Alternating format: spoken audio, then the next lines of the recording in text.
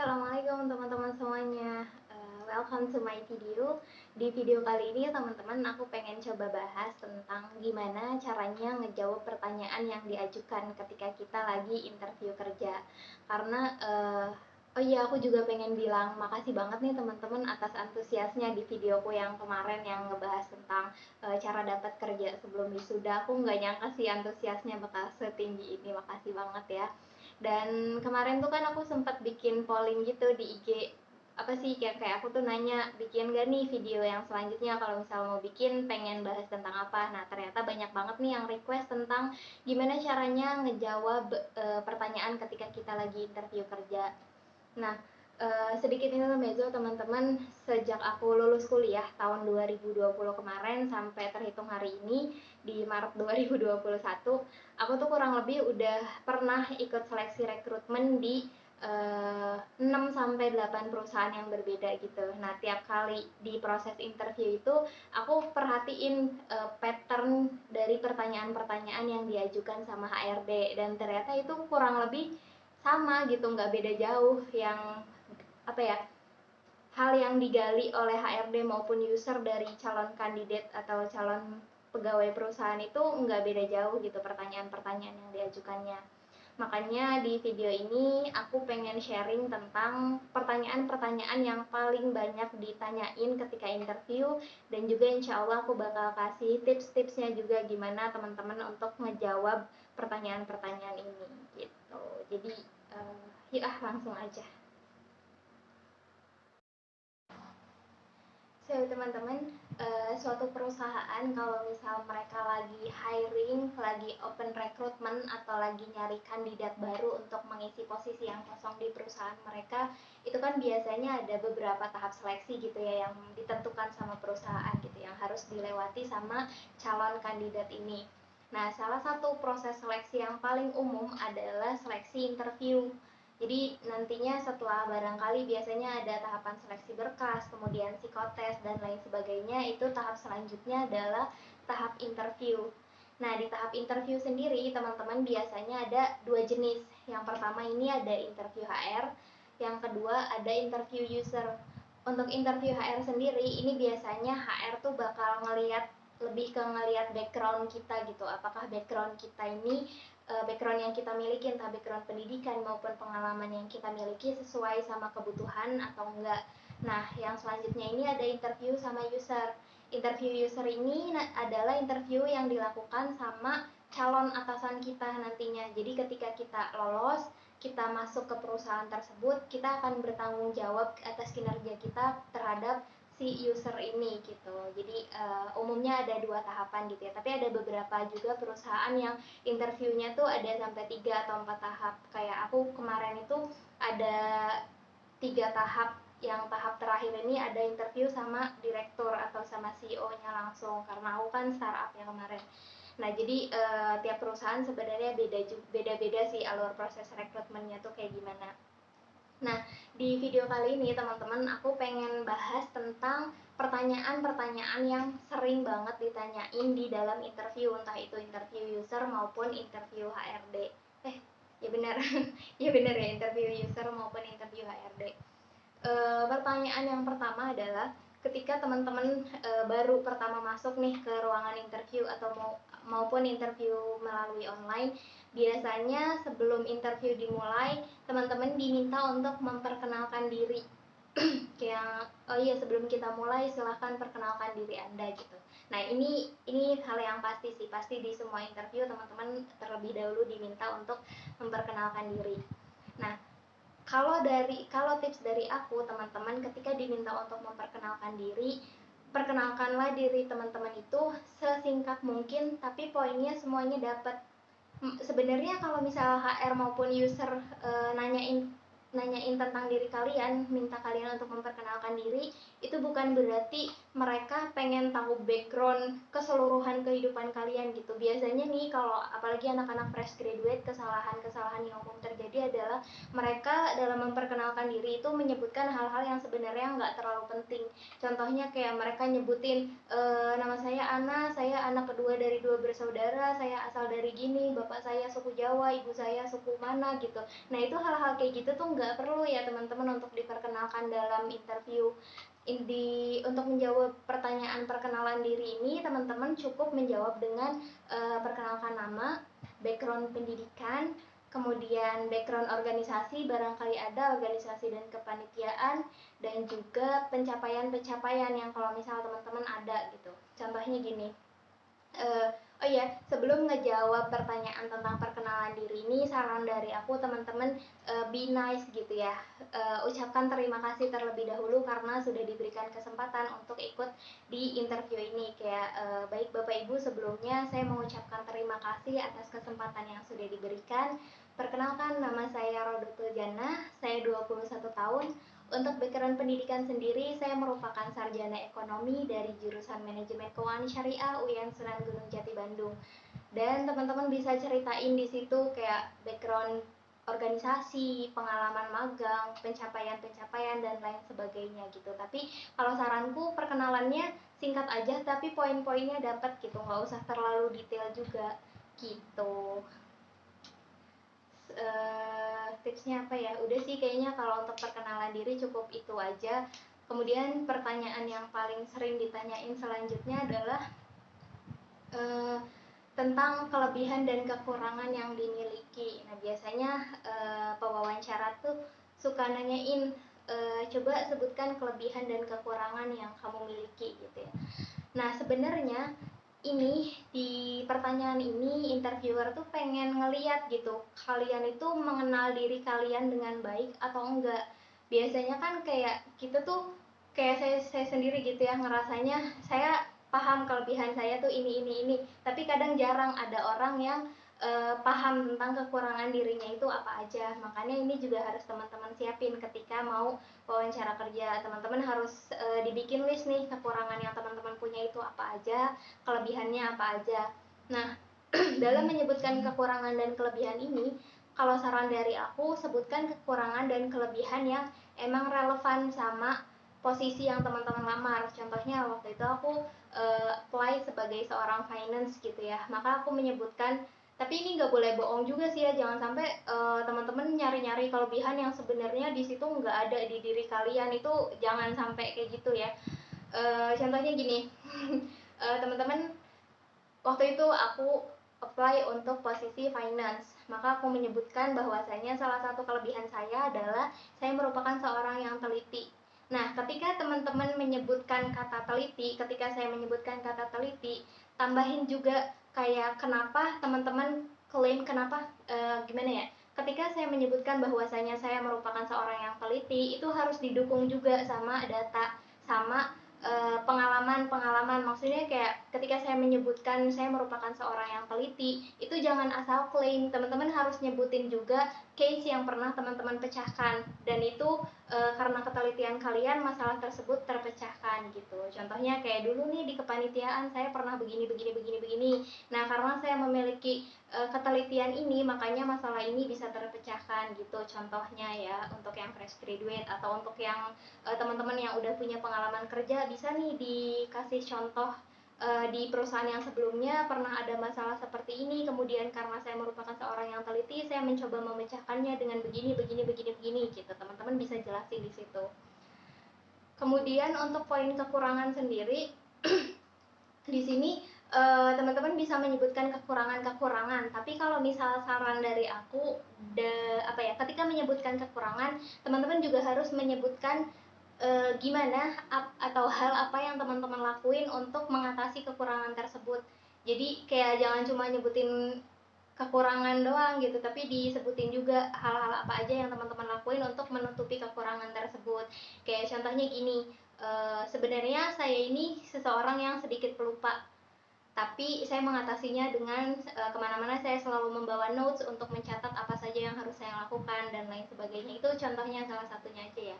Mungkin nanti teman-teman bisa cari kekurangan-kekurangan yang ada dalam diri teman-teman dan mulai nih mengenal diri kita, gimana ya caraku untuk mengatasi kekurangan yang aku punya ini gitu. Nah ini jangan sampai kayak yang, Pak kelebihan saya ini nih, kalau kekurangan saya nggak punya sih Pak, soalnya saya kan manusia yang paling sempurna di muka bumi itu. Wah itu langsung auto di blacklist sih kalau kayak gitu. Jangan sampai kayak gitu. Oke. Nah Next, pertanyaan yang paling sering diajukan selanjutnya adalah kenapa Anda melamar di perusahaan ini? Cara menjawab pertanyaan ini adalah sampaikan alasan kalian melamar di perusahaan tersebut. Jangan ya walaupun kita ngelamar-lamar, kita cari kerja untuk cari duit gitu ya, untuk memenuhi kebutuhan sehari-hari, tapi kalau saranku jangan menyebutkan, Pak saya tuh sebenarnya cari kerja soalnya ya emang karena saya butuh duit buat hidup. Itu jangan ya, jangan sampai ngejawab kayak gitu bakal ini ya, janganlah pokoknya jangan dijawab kayak gitu ya. Nah, saranku untuk menjawab pertanyaannya, teman-teman sebutkanlah alasan kalian kenapa melamar di perusahaan tersebut. Kalau aku biasanya gini jawabnya, saya melamar di perusahaan ini karena berdasarkan yang saya telah mencari tahu tentang perusahaan. Oh iya, benar. Inilah kenapa pentingnya sebelum interview teman-teman harus mencari tahu latar belakang perusahaan yang bakal nge-interview kalian. Misal contohnya kalian mau interview di Unilever gitu ya. Nah, teman-teman sehari sebelumnya itu wajib, sehari sebelumnya atau beberapa waktu sebelumnya wajib banget baca-baca tentang si perusahaan PT Unilever ini, kayak dia backgroundnya seperti apa, berdiri dari tahun berapa, manajemennya seperti apa, dan lain sebagainya. Itu wajib banget untuk teman-teman tahu. Jangan sampai biasanya soalnya ada juga interviewer yang nanya kayak gini, apa yang kalian tahu tentang perusahaan ini. Jangan sampai ketika ditanya pertanyaan itu teman-teman nanyanya, sebenarnya saya nggak tahu apa-apa sih Pak, soalnya ini perusahaannya kurang terkenal juga kan ya, jadi kayaknya saya nggak terlalu tahu gitu. Jangan sampai ada jawaban kayak gitu, karena nanti interviewer tuh menganggap bahwasannya wah kandidat ini kayaknya nggak serius deh untuk kerja di sini gitu, untuk sekedar cari tahu tentang perusahaannya aja dia nggak mau, gimana nantinya kalau misalnya udah kerja ya kan nggak ada inisiatifnya sama sekali gitu. Ya pokoknya kalian sampaikanlah jawaban-jawaban yang realistis kenapa kalian melamar di perusahaan tersebut gitu. Contohnya kayak karena perusahaan berdasarkan histori perusahaan ini merupakan perusahaan yang sedang berkembang, makanya saya ingin berkembang bersama perusahaan ini dan saya memberikan kontribusi terbaik dari yang saya punya, bla bla bla bla. Pokoknya yang hal-hal semacam itu deh. Tuh. Selanjutnya adalah apa yang membuat kami harus memilih Anda gitu. Kayak kenapa sih kamu itu adalah kandidat terbaik untuk mengisi posisi ini di perusahaan. Biasanya kesalahan umum orang-orang itu nggak kalau misalnya dalam ngejawab pertanyaan ini tuh lebih ke cenderung aku sentris apa sih namanya, pokoknya kayak ya pokoknya soalnya saya begini, soalnya saya orangnya begini jadi kayak ngunggulin diri, tapi itu cenderung dibuat-buat gitu loh, dan kurang realistis. Nah ini sebenarnya ya nggak apa-apa sih, nggak ada yang salah, kita kan punya ini sendiri, kenapa maksudnya kayak kita mengenal diri kita sendiri gitu, kenapa kita lebih baik daripada kandidat-kandidat yang lain. Tapi usahakan teman-teman dalam menjawab pertanyaan ini juga realistis. Contohnya gini, saya tadi apa sih? Kenapa memilih saya gitu ya? Kenapa? Nah, teman-teman bisa menjawab pertanyaan ini dengan kayak gini. Karena menurut saya background pendidikan yang saya miliki dan juga pengalaman-pengalaman yang selama ini sudah saya jalankan, saya percaya bahwasannya kualifikasi yang saya miliki sangat tepat dan sangat sesuai dengan apa yang dibutuhkan perusahaan. Itu contoh jawabannya ya teman-teman. Terus nanti kalian bisa tambahin deh cerita-cerita dan lain sebagainya. Pokoknya kalau misalnya lagi interview itu jangan sampai kalau prinsipku tuh gini, HRD maupun user itu juga kan mereka manusia juga, jadi jangan anggap mereka tuh adalah seseorang yang menyeramkan gitu, enggak. Kalau misalnya kitanya bawaannya santai, kitanya bawaannya enjoy, ya udah. Malah di beberapa kesempatan gitu ya, aku waktu interview sama HRD maupun user justru udah kayak teman lama yang lagi ngobrol gitu, yang saling pengen tahu kamu kabarnya gimana, kamu kemarin kuliah di mana dan lain sebagainya. Itu bisa sampai seakrab itu kalau misal ya ini gimana pinter-pinternya kita untuk ngebawa suasana gitu ya. Jangan sampai kitanya emang tegang kalau misalnya lagi interview, tapi jangan sampai kita nunjukin bahwa kita tuh lagi tegang gitu, lagi deg-degan. Ya udah, anggap aja ngobrol ini tuh ngobrol sama teman lama atau ngobrol sama seseorang yang emang gimana ya, soalnya prinsipku tuh kayak kalaupun aku di interview kali ini nggak lolos, seenggaknya aku dapat pembelajaran, seenggaknya aku apa ya aku bisa ngambil pelajaran dari interview yang sudah aku lakukan hari ini gitu, apa-apa yang perlu aku perbaiki gitu. Jadi aku juga kalau misal tiap interview sebenarnya nggak terlalu menggebu-gebu banget pengen lolos karena kayak prinsipku, kalaupun aku nggak lolos aku masih bisa mengambil pelajaran-pelajaran gitu, seenggaknya aku punya pengalaman interview gitu. Tapi alhamdulillah sih dari yang tadi aku nyebutin kan ada 6 sampai 8. Nah, itu dari situ kurang lebih aku sampai ke tahap interview kedua. Jadi kayak aku bisa ngelewatin interview HRD tuh dari 8 perusahaan itu 6 darinya aku bisa lanjut ke tahap selanjutnya gitu. Alhamdulillah. Karena dari ya jawaban-jawaban tadi, berkat jawaban-jawaban yang udah aku paparin gitu. Oh iya, yang aku pengen yang pengen aku tekenin juga di sini, jangan sampai ketika ngejawab pertanyaan dari HRD maupun dari user, teman-teman menyisipkan kebohongan-kebohongan ya.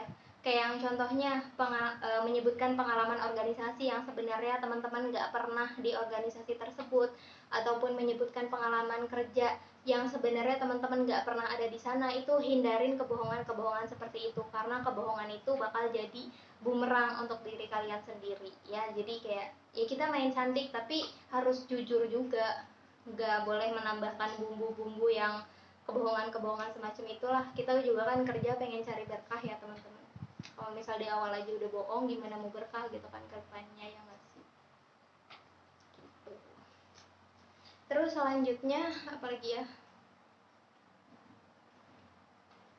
nah ini yang terakhir, biasanya ketika HRD udah selesai gitu ya, kita udah selesai ngobrolnya, udah selesai interviewnya, HRD tuh bakal ngomong gini, nah sebelum kita tutup sesi interview ini, apakah Anda memiliki pertanyaan?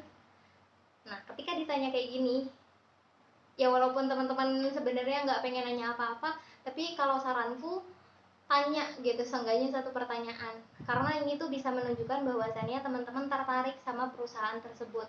Kalau misal ditanya kayak gitu terus kalian jawabnya enggak sih pak, kayaknya udah cukup, nggak ada yang pengen ditanyain, nah ini jadi nanti interviewer tuh bertanya-tanya, ini sebenarnya orang tuh niat nggak sih interview di sini, benar nih nggak ada yang ditanyain gitu, kayak kayak gitu pastinya. Jadi kayak memberi kesan yang kurang baik di awal pertemuan, jadi gitu deh. Nah, usahakan teman-teman bertanya di sesi ini, entah itu nanyain perihal culture perusahaan atau apapun lah yang pengen teman-teman tanyain. Pokoknya tanya, jangan sampai bilang enggak apa, nggak ada yang ditanyain, cukup. Itu nantinya bakal jadi poin minus untuk kalian gitu sih kalau menurutku, dan juga berdasarkan obrolan aku bersama teman-teman HR karena gitu. Terus apalagi ya, oh iya, terus kayak kemarin tuh ada temenku yang cerita gini, nah aku tuh udah sebar email banyak banget tapi kok belum ada yang tembus gitu ya, kok belum ada yang ada undangan interview, kamu kok bisa sih dapet undangan interview sebanyak itu gitu. Kayak ya kuncinya tuh ada di berkas kita, di email yang kita kirim, di apa lamaran yang kita kirim, kuncinya ada di sana. Karena teman-teman nggak mungkin bisa sampai ke tahap interview kalau misal teman-teman nggak lolos seleksi berkas atau seleksi CV. Makanya mungkin nanti di next video aku bakal bahas cara ngelamar yang baik, cara apa ya, cara kirim lamaran yang baik gitu, biar seenggaknya dari berkas kalian itu kalian bisa memberikan kesan baik ke HRD, jadi HRD juga bisa ngasih feedback atas lamaran kalian. Mungkin nanti deh di video selanjutnya kalau misal banyak yang perlu nggak sih aku bahas itu, kalau misal banyak yang request nanti aku insya Allah bakal bahas ya. Oke, kayaknya sekian dulu deh video kali ini tentang cara menjawab pertanyaan-pertanyaan dari HRD. Semoga bisa diambil manfaatnya ya teman-teman. Aku seneng banget kalau misal video yang aku bikin ini ternyata bermanfaat buat kalian. Jangan lupa kritik dan sarannya agar aku juga kedepannya bisa memperbaiki diriku lagi, kayak videonya apa yang kurang dari videonya, atau barangkali dari penyampaian yang aku sampaikan, atau barangkali dari sisi-sisi manapun, atau barangkali ada pertanyaan juga, boleh banget tanya di komen ya, nanti insya Allah aku jawab, aku tanggepin gitu. Yaudah teman-teman, terima kasih sudah menonton. Assalamualaikum.